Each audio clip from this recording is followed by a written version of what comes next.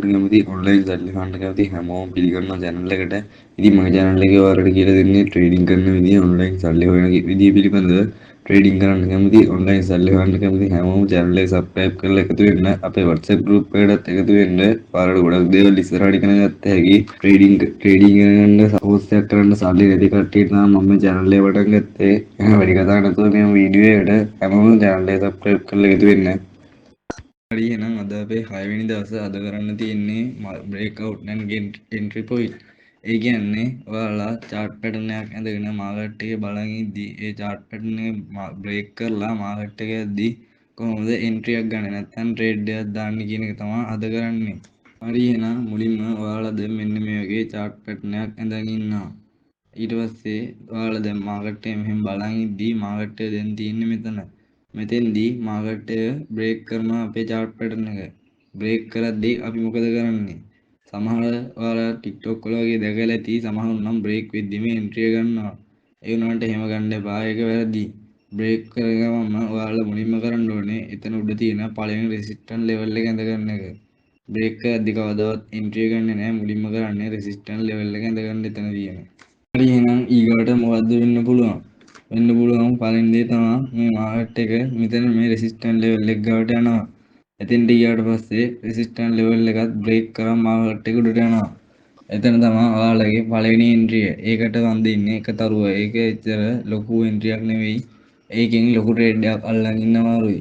පළවෙනි එන්ට්‍රි විදිහට අපිට තියෙන්නේ මේ රතු පාටින් තියෙන්නේ. ඒක තමයි ෆස්ට් එන්ට්‍රි එක.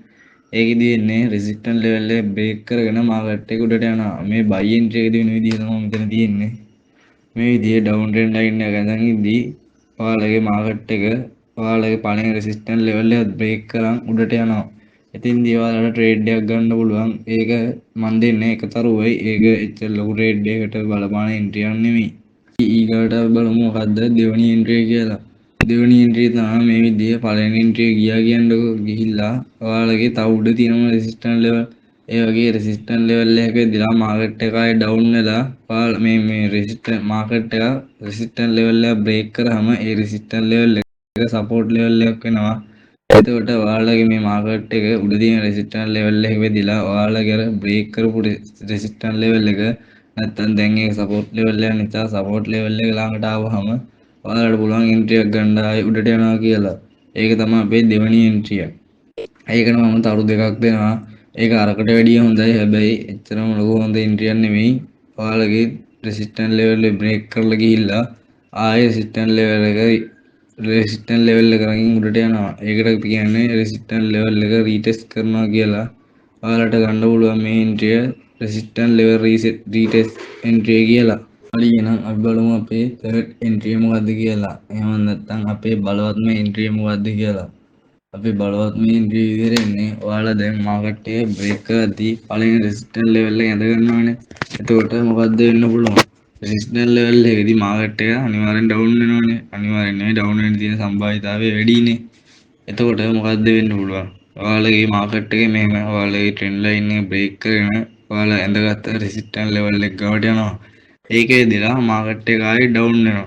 ඩවුන් වෙලා ඔයාලගේ අර බ්‍රේක් කරපු ඩවුන් ට්‍රෙන්ඩ් ලයින් එකේ නැත්තම් ඔයාලගේ chart pattern එකේ ආයේ වදිනවා. එතන වැදුනහම සුපිරි එන්ට්‍රි එකක් තියෙනවා. තව තුනක් මම ඒක මෙතන දීලා තියෙනවා.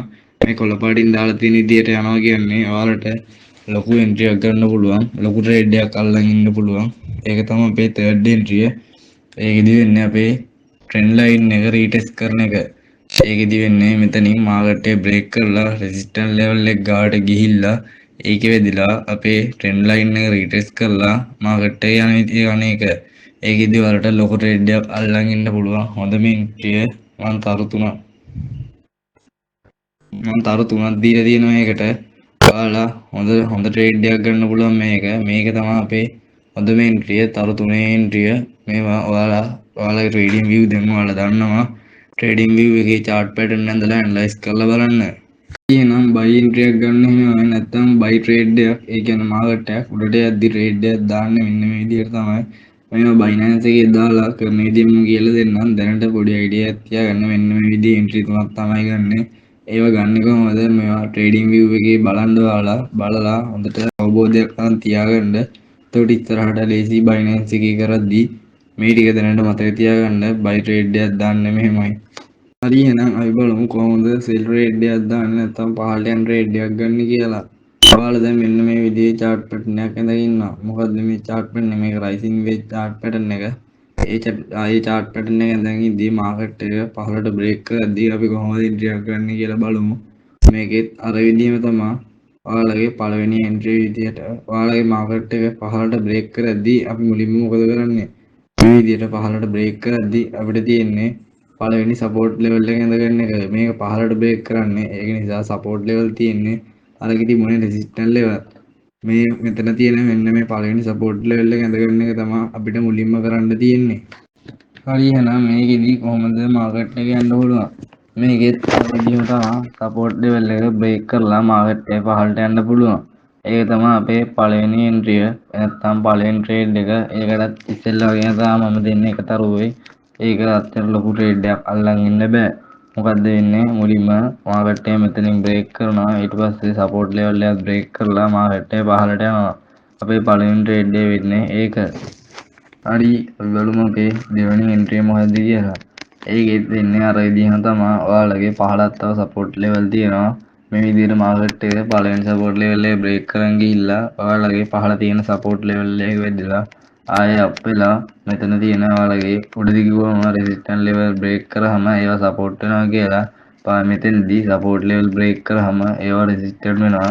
එතකොට වෙන්නේ ඔයාලගේ පළවෙනි සපෝට් ලෙවල් එක බ්‍රේක් කරාන මෙතනදී එහෙම ගිහිල්ලා මෙන්න මේ වගේ තියෙන රෙසිස්ටන්ස් ආයෙ සපෝට් ලෙවල් පහළ තියෙන සපෝට් ලෙවල් එක වදිනවා. වැදිලා ඔයාලගේ අර බ්‍රේක් කරපු රෙසිස්ටන්ස් ලෙවල් එකට එනවා. ඒක කලින් සපෝට් ලෙවල් වුණාට බ්‍රේක් කරාට පස්සේ රෙසිස්ටන්ස් ලෙවල් එකක් එනවා. එතෙන්ට ආවට පස්සේ මාකට් එක ආයෙ ඩවුන් වෙනවා. එතන තමයි අපේ දෙවෙනි එන්ට්‍රි එක. ඒකට මම තව දෙයක් දීලා තියෙනවා. උඩදී වගේ වෙනසකට වෙන්නේ උඩදී උනේ රෙසිස්ටන්ස් එක සපෝට් වුණා. මෙතෙන්දී සපෝට් එක රෙසිස්ටන්ස් ලෙවල් එකක් වෙනවා. හොඳට මතක තියාගන්න ඒවා. අපි බලමු තුන්වෙනි එන්ට්‍රි මොකක්ද කියලා. මේකෙත් ඉස්සෙල්ලා වගේම තමයි. ඉතින් තුන්වෙනි එන්ට්‍රි වෙන්නේ ඔයාලගේ රෙසිස්ටන්ස් ඔයාලගේ මාකට් එක මේ විදිහට ඔයාලගේ ට්‍රෙන්ඩ් ලයින් එක බ්‍රේක් කරලා ඔයාලා ඉඳ ගන්න සපෝට් ලෙවල් එකට එනවා. සපෝට් ලෙවල් එකකින් වැදිලා ආයෙ මාකට් එක උඩ යනවා.